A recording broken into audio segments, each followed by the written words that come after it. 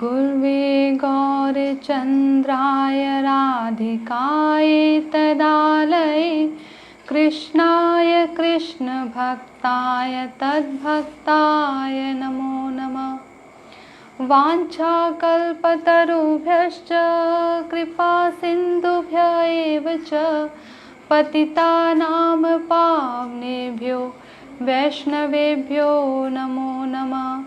नमो महावदान्याय कृष्णप्रेमप्रदायते कृष्णाय कृष्णचैतन्यनाम्ने गौरतिशे नमः।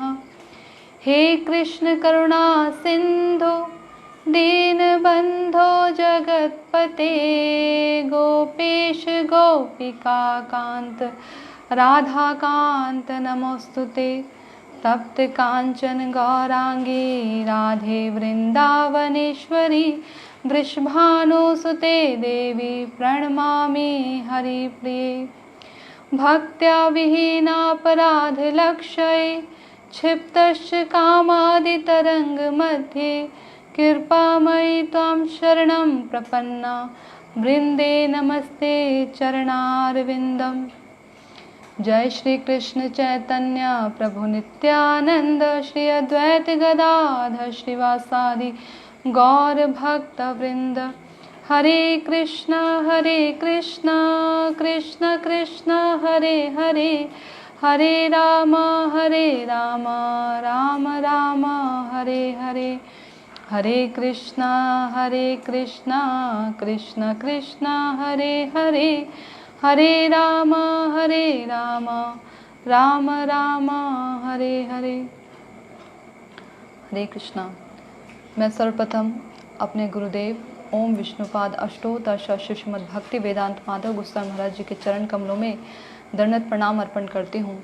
तदनंतर नित्य लीला प्रविष्ट ओम विष्णुपाद अष्टोत्तर श्रीमद् भक्ति वेदांत नारायण गोस्वामी महाराज तथा नित्य लीला प्रविष्ट ओम विष्णुपाद अष्टोत्तर श्रीमद् भक्ति वेदांत स्वामी महाराज जी के चरण कमलों में अनंत कोटि दंडवत प्रणाम अर्पण करती हूँ और उनसे अहेतु की कृपा की याचना करती हूँ।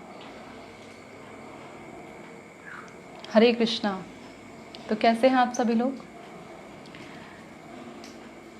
आइए एक छोटा सा कीर्तन करते हैं, उसके बाद थोड़ी सी भगवत चर्चा करने का प्रयास करेंगे।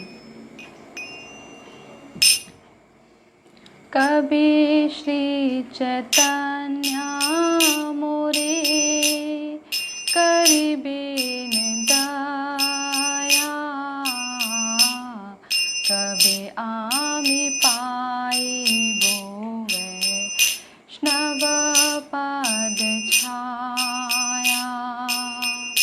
कभी श्री चैतन्य मोरे करिबेन दया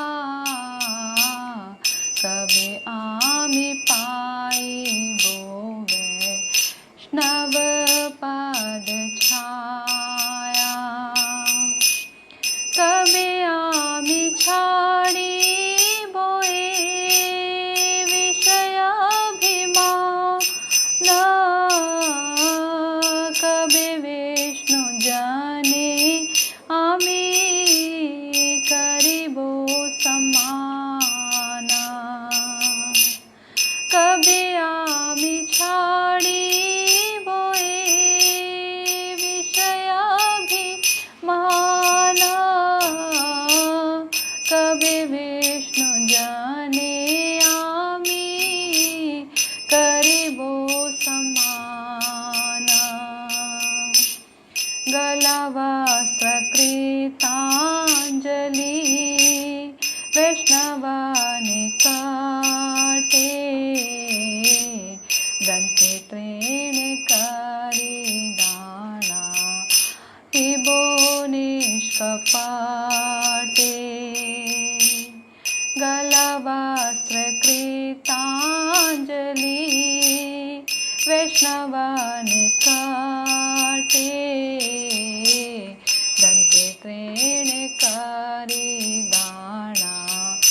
इबो निष्कपटे। कांदिया कांदिया जनाइबो दुख ग्राम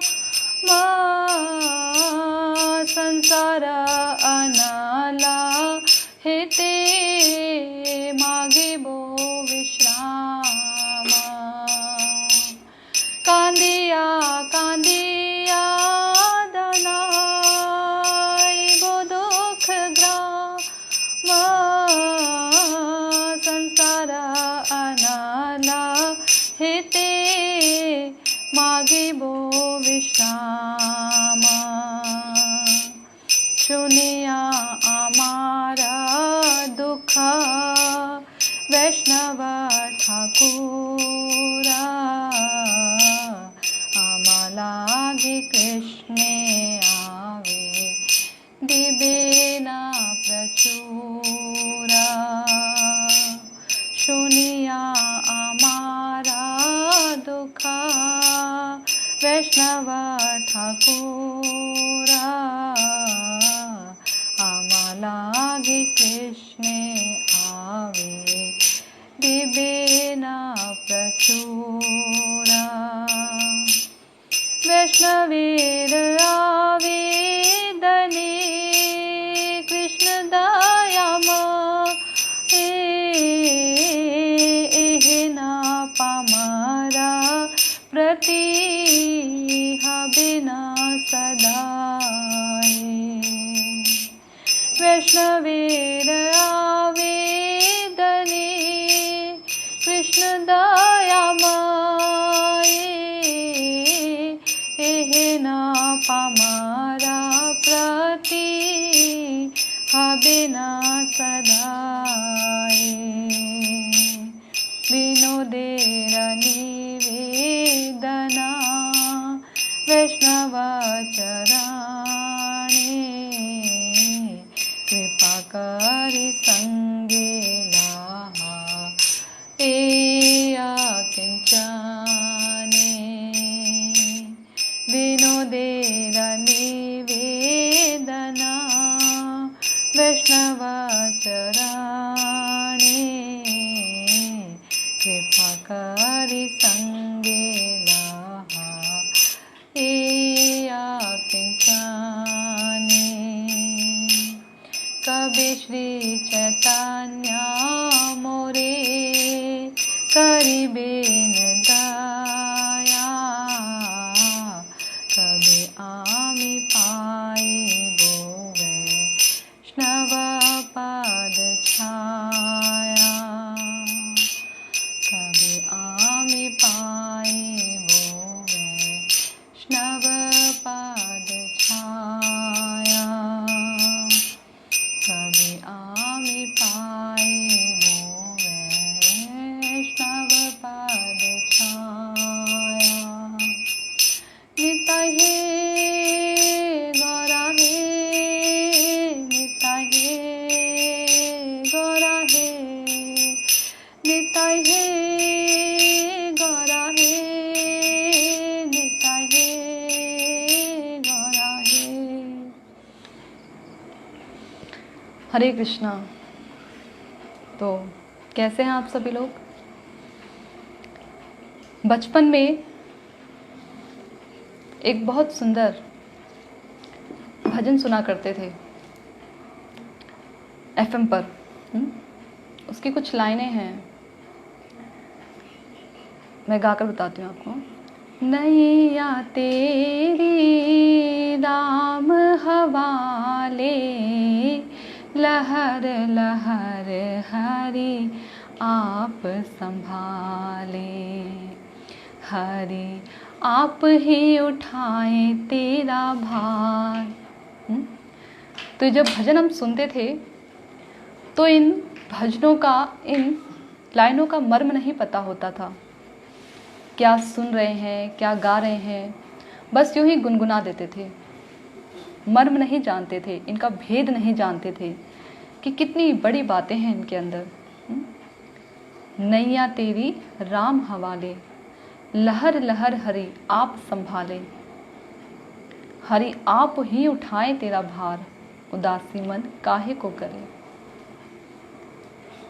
जब बड़े हुए, वैष्णव की, गुरु की, भगवान की कृपा प्राप्ति मिली, तो उस समय कुछ कुछ ये बातें, ये शब्द समझ आने लगे। कहते भी है ना, चक्षुदान दिले जेई जन्मे जन्मे प्रभु से दिव्य ज्ञान हृदय प्रकाशिता। तो ये बातें समझ आने लगी। कौन सी बातें? कि आखिर जब हम अपना सब कुछ भगवान को सौंप देते हैं तो भगवान हमारे जीवन की बागडोर अपने हाथों में ले लेते हैं। तो उदासी मन काहे को करे, क्यों हमारा मन ये उदास रहे। ऐसी ही एक प्रतिज्ञा भगवान करते हैं अपने भक्तों के लिए, और ये प्रतिज्ञा भगवान घर में बैठे बैठे नहीं कर रहे, युद्ध स्थली में खड़े होकर कर रहे हैं। उस समय भी देखिए, अपने भक्तों के लिए भगवान ऐसी अवस्था में भी, उस समय जहाँ युद्ध हो रहा है, युद्ध भूमि का स्थल, उस समय भी भगवान अपने भक्तों के विषय में कितना सोच रहे हैं, कितना चिंतन करते हैं भगवान अपने भक्तों के लिए। ऐसे ही चिंतन पर एक बहुत सुंदर और एक बहुत प्यारा श्लोक है, मैं आपको बताती हूँ। अनन्यस्य चिंतयन्तो माम ये जना पर्युपासते तेषां नित्य भुक्तानां योगक्षेमं वहाम्यहम्। अन्य कामना रहित तथा मेरी चिंता में निरत जो व्यक्तिगण सर्वतोभावेन मेरी उपासना करते हैं, नित्य मुझ में एक निष्ठ उन व्यक्तियों का योग और क्षेम मैं वहन करता हूँ। ये भगवान प्रतिज्ञा ले रहे हैं अपने भक्तों के लिए।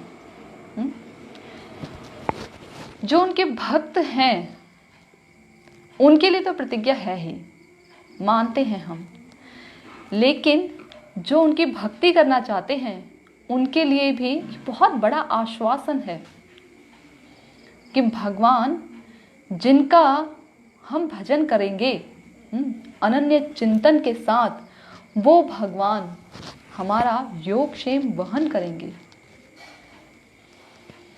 ऐसे कई लोग सवाल पूछते हैं कि अगर हम लोग सब कुछ, मान लीजिए सब कुछ छोड़ दिया भगवान पर, तो क्या भगवान हमारा योगक्षेम वहन करेंगे? क्या हमें जो है भोजन प्रदान करेंगे? आंधी तूफान, वायु, सर्दी गर्मी, इनसे हमारी रक्षा करेंगे भगवान? तो हाँ, करेंगे भगवान इनसे हमारी रक्षा। अगर हमें भगवान पर इतना भरोसा हो गया 100%। देखिए, कृष्ण एक ऐसे व्यक्ति हैं जो कि 99.5 या 99.9% की भी शरणागति नहीं मांगते, बल्कि 100% शरणागति मांगते हैं। पूरी तरह से मेरा भक्त होना पड़ेगा, ये भगवान की शर्त है। उसके बदले में भगवान अपने आप को त्रिलोकीनाथ, तीनों लोकों के स्वामी जो हैं, भुवन मंगलकारी जो हैं, ऐसे भगवान अपने आप को सौंप देते हैं।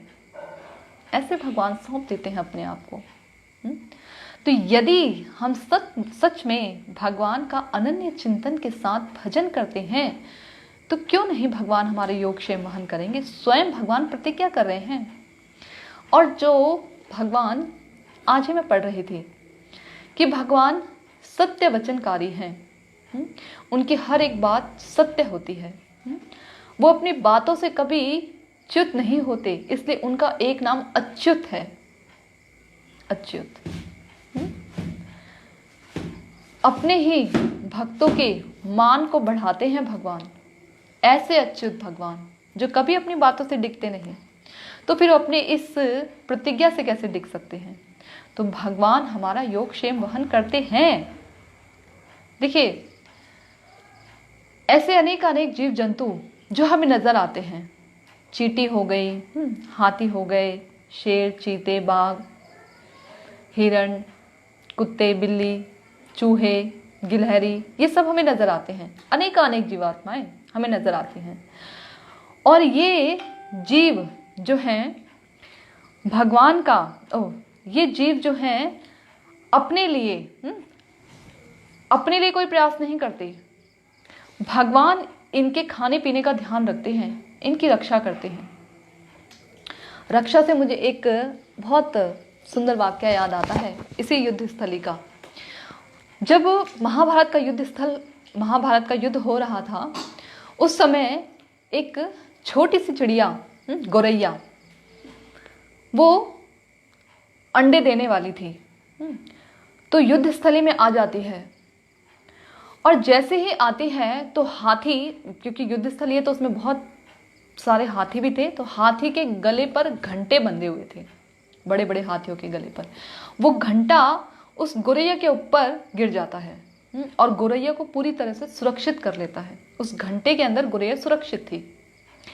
अब जब पूरा का पूरा युद्ध, इतना बड़ा युद्ध समाप्त हो गया, शाम होती है तो जितने भी दूसरे विपक्षी गण के सैनिक होते हैं अपने अपने गणों को देखते हैं कि कौन मरा या कौन जिंदा है, अभी किसको उपचार की आवश्यकता है, इस प्रकार से देखते हैं।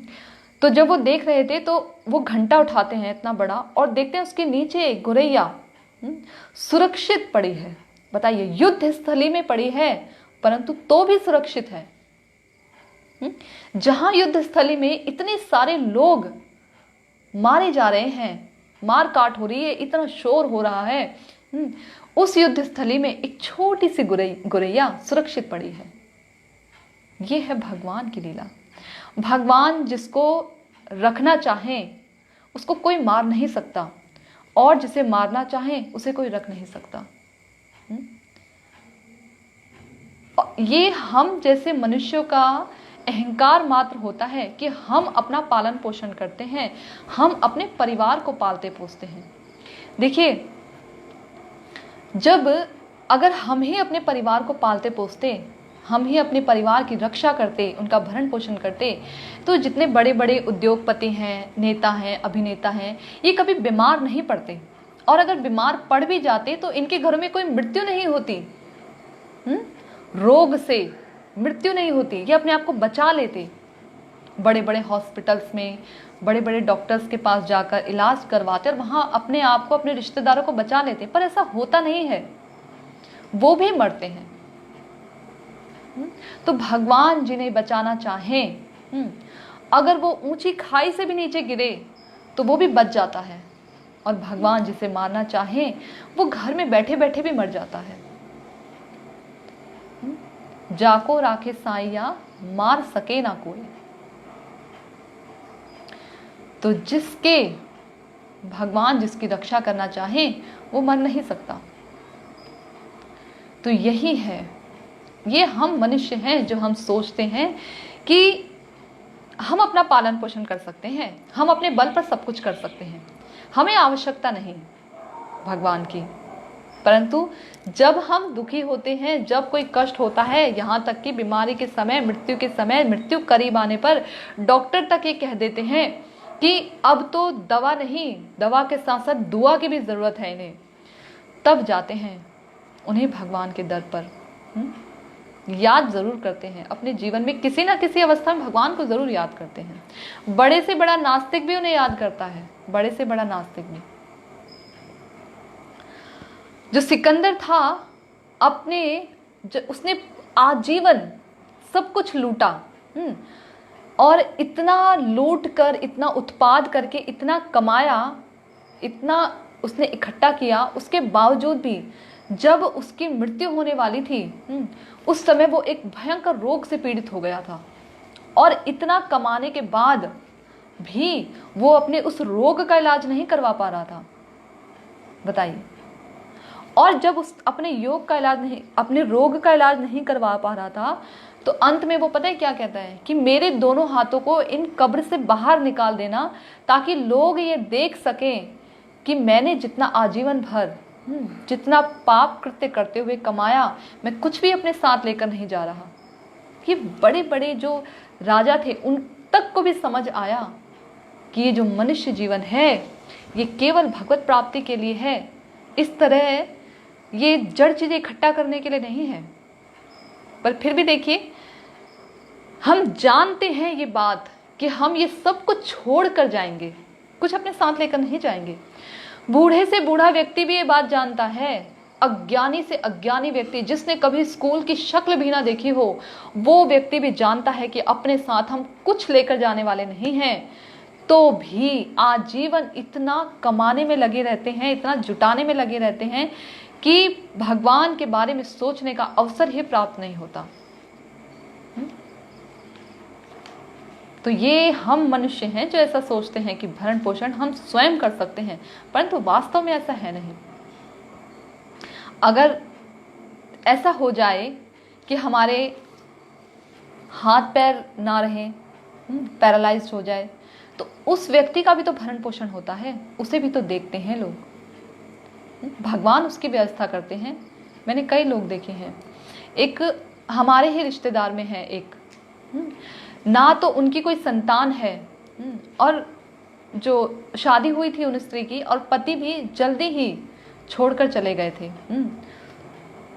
मर गए थे, और ना उनकी कोई संतान है, और बुढ़ापे के समय उन्हें पैरालाइज्ड हो गया, अभी वो पैरालाइज्ड हैं, तो भी संतान ना होने पर भी, पति ना होने पर भी, परिवार ना होने पर भी उनका पालन पोषण हो रहा है, ठीक ढंग से हो रहा है। भगवान ने उनकी व्यवस्था की है। देखिए, तो भगवान करते हैं सबकी व्यवस्था। छोटा छोटा सा बालक जो गर्भ में है, गर्भ में तो माता नहीं जाती ना अंदर बच्चे को, उसको दुग्धपान करवाने के लिए, बच्चे की देख रेख करने के लिए, वो सही से है कि नहीं है, ठीक ढंग से श्वास उसकी चल पा रही है नहीं चल पा रही, माता तो नहीं देखती, या कोई और तो नहीं देखता, डॉक्टर तो नहीं घुसता अंदर, कौन देखता है उसे? श्री भगवान उसकी रक्षा करते हैं। गर्भ के अंदर माता जो भी कुछ खाती है, गर्भ के अंदर वो शिशु को अपने आप रस के रूप में मिल जाता है, और जैसे ही शिशु गर्भ से बाहर निकलता है तो माता उसे, जो माता है उनके स्तनों में अपने आप दूध उतर आता है। तो ये सब कुछ कौन करता है? छोटा सा शिशु जिसके दांत भी नहीं है, जानते हैं कि ये कुछ खा नहीं सकता, चबा नहीं सकता, भगवान उसके लिए दूध की व्यवस्था कर देते हैं। देखिए, है ना? परंतु जैसे जैसे हम बड़े होते जाते हैं, किताबी ये जागतिक शिक्षाएं लेते हैं, ऐसे जागतिक लोगों का संग करते हैं, तो हमारी जो मति है वो ये सोचने पर विवश हो जाती है कि सब कुछ हम ही करते हैं। परंतु भगवान यहाँ कह रहे हैं कि मैं वहन करता हूं। देखिए, जो भक्त हैं, वैसे तो ये भगवान ने ये जो बात कही है अपने भक्तों के लिए कही है, परंतु ऐसा नहीं है। भगवान सबका योगक्षेम वहन करते हैं, भगवान सबका पालन पोषण करते हैं, इसीलिए उन्हें पालन कर्ता भी कहा जाता है।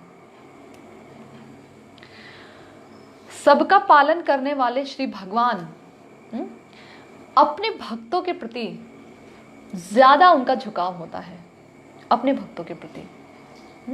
जैसे कि माता पिता की कई संतानें हैं मान लीजिए, परंतु जो संतान अपने माता पिता को प्रेम देती है, उनकी सेवा करती है प्रेम पूर्वक, मात्र केवल अपने माता पिता के स्नेह को प्राप्त करने के लिए, और कोई अन्य इच्छा नहीं रखती अपने माता पिता से कि माता पिता के चले जाने के बाद माता पिता हमारे नाम धन संपत्ति कर देंगे, हाँ ये फ्लैट कर देंगे या ये दे देंगे हमें, और कोई इच्छा नहीं रखती। केवल अपने माता पिता का स्नेह, उनका आशीर्वाद, उनका प्रेम चाहिए होता है, और इस वजह से वो उनकी सेवा करते हैं। तो वो माता पिता, हालांकि बच्चे उनके सारे उन्हीं के बच्चे हैं, परंतु तो भी वो माता पिता अपने उस बच्चे को ज्यादा प्यार करेगी, उस बच्चे की तरफ माता पिता का अधिक झुकाव होगा, जो माता पिता उन्हें प्रेम, जो बच्चे उन्हें प्रेम से उनकी सेवा कर रहे हैं। ठीक इसी तरीके से भगवान भी तो हमारे पिता हैं, माता धाता सब कुछ हमारे हैं। तो ऐसे भगवान जो ऐसे भक्त जो उनकी प्रेम से, मात्र केवल भगवान की सेवा करने के लिए, भगवान से प्रेम करने के लिए उनकी सेवा करते हैं, उनका भजन करते हैं, ऐसे भगवान जो हैं वो अपने भक्तों के प्रति थोड़े हितकर होते हैं, उनके प्रति उनका झुकाव होता है, ऐसे भगवान। तो इसलिए भगवान अपने भक्तों के लिए बहुत सुंदर श्लोक बोल रहे हैं, बहुत सुंदर भगवान प्रतिज्ञा दे रहे हैं, या यूं कह लीजिए हमारे जैसे लोगों के लिए जो चाहते तो हैं भजन करना, परंतु सोचते हैं कि ऐसा कहा जाता है कि कृष्ण का भजन करने वालों का वो सब कुछ हरण कर लेते हैं। धनम च मानम च तथेन्द्रियाणि प्राणाश्च हृत्वा मम सर्वमेव। सब कुछ हरण कर लेते हैं, तो इनकी शरणागति हो या नहीं, इसमें चिंता करने की आवश्यकता नहीं है। हमारे जैसे लोगों का भगवान कुछ हरण नहीं करते, इसलिए हमें टेंशन लेने की जरूरत नहीं है। हमारे जैसे लोगों का भगवान क्यों हरण नहीं करते? भाई हम तो पहले से ही अपने कर्मों से, अपने प्रारब्धों से दबे तले जा रहे हैं।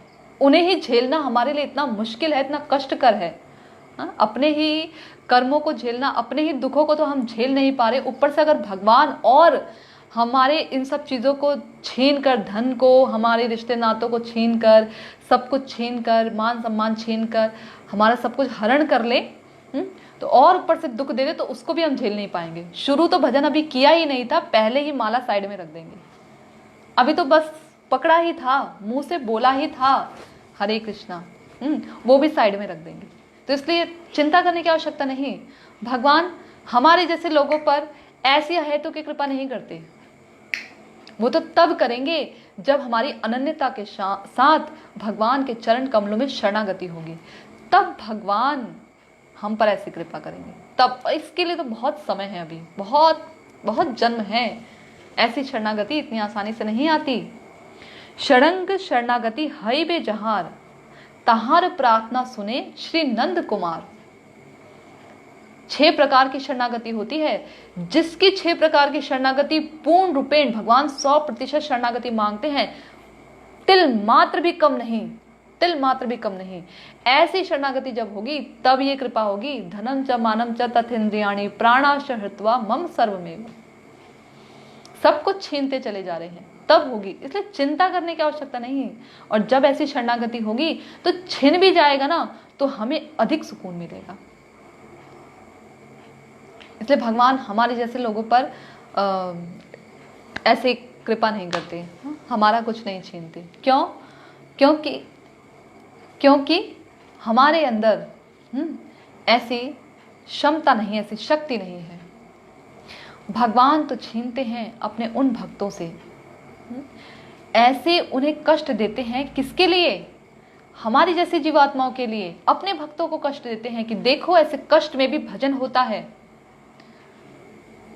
हमारे जैसे लोगों के लिए भगवान अपने भक्तों को, अपने निज जनों को कष्ट देते हैं, और उनके निज जन सब कुछ सहन करते हुए भगवान का दृढ़ता के साथ भजन करते हैं। द्रौपदी जी को देखिए, कितना कष्ट हुआ उनके जीवन में। आसान बात नहीं है। इतनी बड़ी सभा में द्रौपदी जी को नग्न कर दिया गया, उसके बाद भी भगवान का भजन नहीं छोड़ा। नग्न करने की उन कोशिश की गई, उसके बाद भी भजन नहीं छोड़ा। पांडवों को देखिए, राज्य, हालांकि पांडवों का ही राज्य होना था, उन्हें ही राजा बनना था, परंतु पांडवों को उनके राज्य से बेदखल कर दिया और अज्ञातवास और जाने जंगलों में कहां कहां फिर रहे थे। राजा के पद पर जो होना चाहते थे वो भिक्षा मांगकर अपना जीवन व्यतीत कर रहे थे। ऐसा कष्ट। कुंती महारानी देखिए, युवावस्था में ही उनके पति उन्हें छोड़कर चले गए थे, उसके बाद भी भगवान का दृढ़ता के साथ भजन कर रही हैं और कह रही हैं कि भगवान आप हमें कष्ट दीजिए, दुख दीजिए, क्योंकि इन दुखों में हम आपको याद कर सकते हैं। ऐसे अमरीश महाराज भजन कर रहे हैं, कोई दोष भी नहीं, कोई गलती भी नहीं, तो भी दुर्वासा मुनि उन्हें जलाने के लिए, उन्हें मारने के लिए राक्षसी को प्रकट करते हैं और एक पग भी पीछे नहीं हटते, डरते नहीं। ये नहीं कहते कि भगवान ये क्या कर दिया तुमने, मैं तो तुम्हारा भजन कर रहा हूं, एकादशी का निर्जला व्रत रखता हूं और उस पर तुम ऐसा मेरे साथ कर रहे हो। दृढ़ता पूर्वक खड़े रहे। ऐसे देखिए, तो ये हैं भगवान के भक्त। इनके साथ, अपने निज जनों के साथ भगवान ऐसा करते हैं, हमारे साथ भगवान ऐसा नहीं करते। तो भगवान की हम पर कृपा है, यूं कह लीजिए कि अपने निज जनों के ऊपर इतना कष्ट देकर वो हमें सिखाते हैं कि देखो इतने कष्ट में भी भजन होता है, इसलिए कष्ट आने पर, जरा सा कष्ट आने पर मेरा भजन मत छोड़ो। तो भगवान यहां कह रहे हैं कि अनन्य चिंतन तो माम, अनन्यता के साथ। ये अनन्यता है क्या चीज? न अन्य, मेरे अलावा कोई और नहीं। अनन्यता को हम 3 तरह से बता सकते हैं कि अनन्यता का मतलब क्या है। पहला, कि कृष्ण के अलावा किसी भी अन्य देवी देवताओं का भजन, उपासना आदि ना करना। ये पहली अनन्यता की एक शर्त है। कृष्ण के अलावा अन्य किसी देवी देवता की उपासना नहीं। दूसरी शर्त, कृष्ण की सेवा के अतिरिक्त अन्य किसी भी प्रकार की कामना, वासना का हृदय में उद्भावित ना होना, प्रकट ना होना। और तीसरा, भक्ति के अतिरिक्त कर्म, ज्ञान, योग आदि का सहारा ना लेना, मात्र केवल भक्ति के द्वारा ही भगवान को रिझाने का प्रयास करना। तो ये है अनन्यता। ऐसी अनन्यता यानी ना अन्य, भगवान ना अपने संबंध को लेकर बहुत पॉजिटिव रहते हैं, बहुत ज्यादा पॉजिटिव रहते हैं। कि अगर ये मेरा भजन कर रहा है तो केवल मेरा भजन करे। अब हम कहेंगे भाई ये तो बड़ी शठता हुई, ये क्या बात हुई कि मेरा भजन करो और किसी अन्य का भजन ना करो।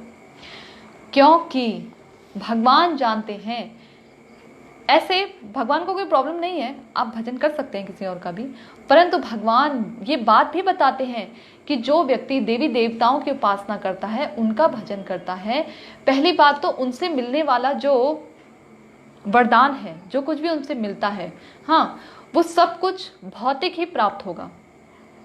जैसे देवी देवता लोग भी नित्य नहीं हैं, उनका भी पतन होगा, वो भी अपने नष्ट होगा, उनका धाम भी नष्ट होगा, वो भी नष्ट होंगे। इसी प्रकार से देवी देवता नित्य नहीं है, तो उनसे जो मिलेगा, जो कुछ उनसे मिलेगा वो भी नित्य नहीं होगा। परंतु भगवान कहते हैं जो मेरी उपासना करता है, मेरा भजन करता है, उसे मैं अपना धाम प्रदान करता हूं, जो नित्य है, जहां से जाकर कोई व्यक्ति वापस नहीं आता, ऐसा धाम मैं उसे देता हूं, अपने आप को प्रदान करता हूं, ऐसा भगवान कहते हैं। तो ऐसे अनन्य, इसीलिए अनन्यता के साथ भगवान का भजन करना चाहिए। और चिंतयन्तो माम, भगवान कह रहे हैं कि चिंतन करता है जो मेरा अनन्यता के साथ मेरा चिंतन करता है। अनन्यश्चो चिंतयन्तो माम ये जना पर्युपासते, जो लोग मेरी उपासना करते हैं ठीक ढंग से, हर प्रकार से मेरी उपासना करते हैं, हर प्रकार से मेरी उपासना करते हैं, ऐसे लोगों का क्या होता है, तेषाम अभियुक्ता नाम, जो मेरे से युक्त होकर मेरा भजन करते हैं, उनका योग क्षेम मैं वहन करता हूं। इस पर एक मुझे छोटी सी कथा याद आती है, कथा सुनाती हूं।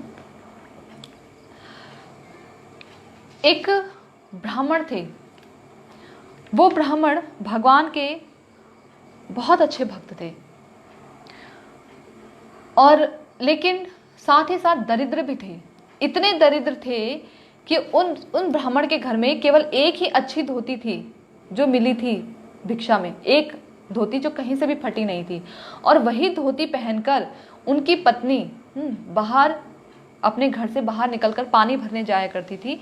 जब वो घर आती तो ब्राह्मण देवता भिक्षा मांगने जाया करते थे, और जब ब्राह्मण देवता भिक्षा मांग कर आते तो उसी धोती को उनकी जो ब्राह्मणी, उनकी जो पत्नी है, वो पहनकर बाहर जाती थी। बाकी सब फटे चिथड़े कपड़े थे, परंतु थे भगवान के दोनों अनन्य भक्त। तो एक बार वो टीका भी किया करते थे, जो ब्राह्मण थे, भगवत गीता के श्लोकों के ऊपर टीका किया करते। तो एक बार वो अपना नित्य पूजन आदि करके भगवत गीता लेकर बैठते हैं, और उसके इसी श्लोक पर अनन्य चिंतयन्तो माम वाले पर, योग क्षेम वहाम्यम वाले पर टीका करते हैं। और जब वो उस पर टीका करने जाते हैं तो देखते हैं कि इसमें लिखा है कि वहाम्यहम, यानी मैं अपने भक्तों का योग क्षेम वहन करता हूं, मैं वहन करता हूं। शिला विश्वनाथ चक्रवर्ती ठाकुर कहते हैं कि यहां भगवान ने ये नहीं कहा करोमी, कि मैं करता हूं, बोला मैं ढोता हूं अपने भक्तों के, अपना भक्तों का पालन पोषण मैं करता हूं, मैं उनके किसी भी प्रकार की जो जरूरत होती है उसको ढोता हूं, उसको पूरा करता हूं। जो जरूरत होती है उसको पूरा करता हूं और बाकी सबकी रक्षा करता हूं, जो उनके पास है उसकी रक्षा करता हूं। तो जो ब्राह्मण थे, जो वो देखते हैं कि ये शायद ये ठीक नहीं लिखा, ये किसी और ने इस पर कुछ टिप्पणी कर दी होगी या कुछ और मतलब होगा इसका, क्योंकि मैं तो देखो भगवान का अनन्यता के साथ भजन करता हूं, परंतु मैं तो दरिद्र हूं, मैं तो बहुत दरिद्र हूं, मैं तो अनन्यता के साथ भगवान का भजन करता हूं। जितना अपने मन को समझाने का प्रयास करते उतना ही मन उलझता चला जाता। कहते हैं ना, मन से भगवान, बुद्धि से भगवान समझ नहीं आते। नयम आत्मा न प्रवचनेन न लभयो न मेधया न बहुना श्रुतेन। अधिक सुनने से भी भगवान समझ नहीं आते, अधिक पढ़ने से भी, शास्त्रों का अगर हम अधिक पढ़ लें तो भी भगवान समझ नहीं आते। प्रवचन सुनने से, प्रवचन देने से भी भगवान समझ नहीं आते। कैसे समझ आते हैं फिर भगवान? भक्ति करने से। भक्ति एक एक्टिविटी है जो हमें अपने जीवन में करना चाहिए, धारण करना चाहिए। इसे श्रवण बहुत जरूरी है। भक्ति का सबसे पहला, नवदा भक्ति में जो सबसे पहला अंग है श्रवण, सुनना चाहिए। सुनकर ये धारण करना चाहिए अपने हृदय में कि किस प्रकार से, जिनके विषय में हम सुन रहे हैं, उन भगवान की किस प्रकार से सेवा की जाती है, और ये धारण करके उसको अपने कर्मों में, उन्हें अपने जीवन में लाना चाहिए, आचरण करना चाहिए। तो भक्ति होगी, तो ये ज्ञान विज्ञान हो जाएगा, एक दिन अनुभूति हो जाएगी। इन शास्त्रों के मर्म, ये शास्त्रों के श्लोक समझ आने लगेंगे हृदय में अपने आप। पढ़कर नहीं समझ आती ये चीजें, कोई बहुत सुना दे तो भी नहीं समझ आती। पूरे दिन भर यदि कथा सुनते रहे तो भी नहीं समझ आएगी, नहीं समझ आती ये चीजें। चिन्मय है। जैसे भगवान को हम जितना मर्जी इन आंखों से देखने का प्रयास कर ले, नहीं दिखते, नहीं दिख सकते। प्रेमांजन छुरित भक्ति विलोचनेन, प्रेम रूपी अंजन से दिखते हैं भगवान, ऐसे ही प्रेम रूपी अंजन से दिखते हैं शास्त्र। जब शरणागति होती है तो शास्त्रों का मर्म समझ में आता है। जब शरणागति होती है तो भक्तों का भेद समझ में आता है। इतना आसान नहीं है समझना भगवान को, उनके भक्तों को समझना इतना आसान नहीं है, नहीं समझ में आते। तो जितनी बुद्धि लगाते थे वो ब्राह्मण, उतना उलझते चले जाते थे, समझ ही नहीं आता था श्लोक का मतलब। तो खैर, वो लाल रंग की स्याही से उस श्लोक को, योग क्षेम महाम्यहम, उसे काट देते हैं, 3 रेखाएं उसमें डाल देते हैं और चले जाते हैं भिक्षाटन करने। जब भिक्षाटन करने जाते हैं तो ब्राह्मणी घर में अकेली होती हैं। उस समय भगवान एक छोटे से बालक का रूप लिए आते हैं और अपने सर पर बहुत भारी टोकरी, जिसमें बहुत सा चावल, तरकारी, सब्जी, इस अनाज, दुग्ध वगैरह सब कुछ रख कर लाते हैं। और भी बहुत सारी टोकरियां लेकर आते हैं, अपने जितने भी साथ में लोगों को लेकर आते हैं, और सब आवाज़ लगाते हैं, ब्राह्मणी दरवाज़ा खोलो, दरवाज़ा खोलो। ब्राह्मणी के फटे चिथड़े कपड़े होते हैं तो बड़ी सकुचा कर बहुत देर में दरवाज़ा खोलती है, और जब वो दरवाज़ा खोलती है तो एक कोने में खड़ी हो जाती है, और वो छोटा सा बालक सब सामान रखता है और ब्राह्मणी को कहता है, ये ब्राह्मण देवता ने भिजवाया है, आज भिक्षा में उन्हें बहुत सारा जो है धन आदि और द्रव्य आदि मिला है। तो बहुत इतना सब पदार्थ देखकर ब्राह्मणी उस सुंदर से बालक के रूप को देखकर मोहित हो जाती है, और जैसे ही नजर पड़ती है वक्ष स्थल पर उस बालक के, तो बहुत ही दुखी हो जाती। कहती कि इतनी निर्ममता से तुम्हें किसने मारा? तुम्हारे वक्ष स्थल से खून बह रहा है, ये किसने काटा तुम्हारे वक्ष स्थल पर? तो कहते हैं थोड़ा देर हो गया था सामान लाने में, इसलिए ब्राह्मण देवता ने मार दिया। मेरे पति ने ऐसा किया, वो तो बहुत दयालु हृदय के हैं, बहुत दयालु स्वभाव के हैं, मुझे उन्हें आने दो, मैं पूछूंगी कि उन्होंने ऐसा क्यों किया। तुम तब तक विश्राम करो, मैं तुम्हारे लिए खाना बनाती हूँ। अब वो ब्राह्मणी जाती हैं अंदर रसोई बनाने के लिए, और जब रसोई तैयार करने जाती हैं तो उस समय ब्राह्मण देवता आ जाते हैं, और ब्राह्मण देवता कहने ही वाले होते हैं ब्राह्मण से कि मुझे आज कुछ नहीं मिला, तो कहती कैसी बातें कर रहे हैं, इतना सब कुछ तो भिजवाया है आपने। हाँ, और ना सिर्फ इतना सब कुछ भिजवाया बल्कि वो छोटे से बालक पर आपको दया नहीं आई, आपने उसको इतनी निर्ममता के साथ मार दिया। हाँ, देखिए उसकी बक्षस्थल से कितना खून बह रहा है। तो कहते मैंने किस बालक को मारा, ना तो मैंने किसी बालक को मारा और ना ही मैंने ये सब सामान भिजवाया है। तो जाकर बाहर देखते हैं दोनों, तो वहां कोई नहीं होता, दरवाजा पहले की तरफ बंद रहता है। अब ब्राह्मण देवता को समझने में देर नहीं लगती कि ये स्वयं श्री नंद नंदन थे। जाकर देखते हैं कि जाने उन्हें क्या आता है याद, और वो जाकर भगवत गीता के हाथ पैर धोते हैं और भगवत गीता की उस टीका को निकाल के देखते हैं। तो उसमें देखते हैं कि जो सुबह उन्होंने 3 रेखाएं खींची हुई थी योग क्षेम वहां में हम पर, वो रेखाएं अब मिट चुकी हैं, अब वो रेखा नहीं है। और अश्रुपात करते हुए अपनी पत्नी को कहते हैं कि हे ब्राह्मणी, तुम धन्य हो, तुमने आज भगवान का दर्शन कर लिया। देखिए ये है प्रेमांजन छुरित भक्ति विलोचने। प्रेम रूपी अंजन से भगवान को देखा जाता है, उन्हें समझा जाता है। ऐसे नहीं समझ सकते, जितना मर्जी हम पढ़ लें, जितना मर्जी हम सुन लें, नहीं समझ में आने वाले भगवान। ऐसे ही नहीं बोल दिया नयमात्मा ना प्रवचने ना लभ्यो ना मेदया ना बहुना श्रुतेन। श्रुति करके भी भगवान समझ नहीं आएंगे, बहुत ज्यादा श्रुति कर लो आप, नहीं समझ में आने वाले। ये तो जब भगवान की उनके भक्तों के अहैतों की कृपा होती है तो भगवान समझ आते हैं। ऐसे प्यारे भगवान तो समझ आते हैं, और ना भगवान समझ आने वाले नहीं। और जो ऐसे भक्त होते हैं ना भगवान के, उन भक्तों को भी इतनी आसानी से नहीं समझा जा सकता। अनन्यता के साथ भगवान का भजन करते हैं, इतनी दृढ़ता के साथ वो हमें दिखाते हैं। देखिए भक्तिदान स्वामी महाराज जी जब उनका वो नित्य लीला में प्रविष्ट होने वाले थे, उस अंतिम समय में वो भागवतम के श्लोकों का ट्रांसलेशन कर रहे थे। उस बिस्तर पर पड़े होने के बावजूद भी हमारी जो साधारण रूप से देखे जाएं तो मनुष्य की इंद्रियां उस समय तो छोड़िए बुढ़ापे में ही शिथिल हो जाती हैं, और वो उस उम्र में आकर हाँ बिस्तर पर पड़े हैं और कुछ ही समय बाकी है, उस समय भी भागवतम के श्लोकों का हाँ ट्रांसलेशन कर रहे हैं। बुद्धि देखिए उनकी, बुद्धि योग, ऐसे बुद्धि भगवान प्रदान करते हैं, ये इतनी आसानी से नहीं मिलती। 24 घंटे जब भगवान का भजन होता है, जब ये बुद्धि 24 घंटे भगवान से जुड़ी रहती है, तब भगवान कहीं जाकर समझ आते हैं, तब भी उनकी कृपा होती है, तब समझ आते हैं। एक छोटे से उदाहरण से समझिए कि जब एक माता अपने घर के कामकाज में लगी रहती है और बालक बुला रहा है तो माता आती नहीं है। अभी बालक खेल रहा है, माता खेलने देती है, अभी यहाँ वहां लगा है, अभी इसके पास है, अभी उसके पास है, माता जाने देती है, अपने घर के कामकाज में व्यस्त रहती है माता।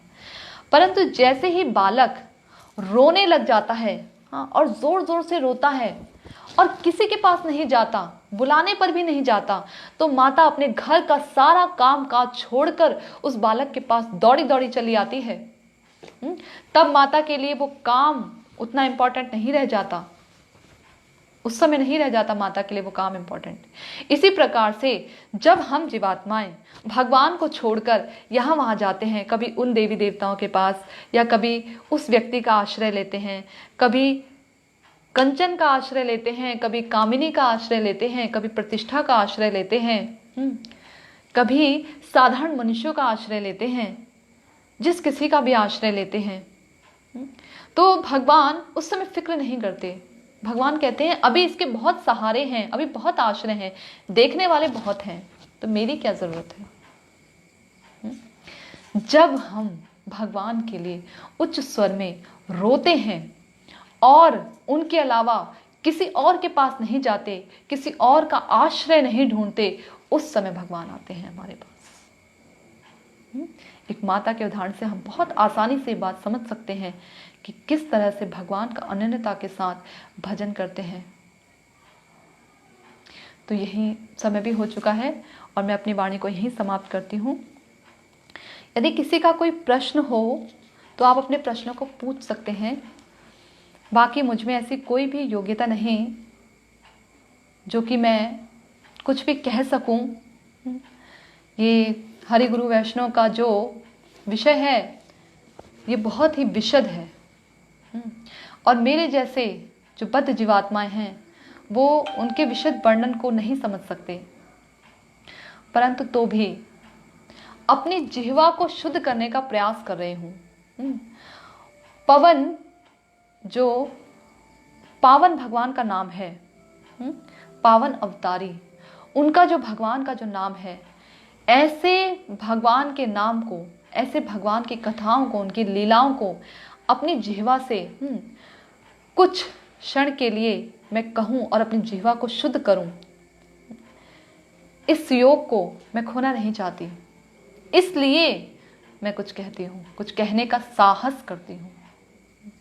बाकी अगर कथा में किसी भी प्रकार का तत्व दृष्टि से कोई दोष उत्पन्न हो गया हो तो इसके लिए मुझे क्षमा करें। और यदि कथा में थोड़ा किंचित मात्र भी, तिल मात्र भी यदि कुछ ऐसा लगा हो जो आपके हृदय को छू जाए, जो आपको अच्छा लगे, जो आपको लगे कि हाँ हमें अपने जीवन में धारण करना चाहिए, इसे पालन करने का प्रयास करना चाहिए, हाँ, या भगवान की स्मृति आपके मानस पटल पर उभर जाए, तो ये सब कुछ मेरे हरि गुरु वैष्णव की एकमात्र उनकी कृपा है, एकमात्र उन्हीं को सुपुर्द है। ये सब कुछ उन्हीं के द्वारा दिया गया धन है। तो इसी के साथ मैं अपनी वाणी को यहीं विराम देती हूँ। वांछा कल्पतरुभ्यश्च कृपा सिंधुभ्यैव च पतितानां पावनेभ्यो वैष्णवेभ्यो नमो नमः। श्री गुरुदेव की जय।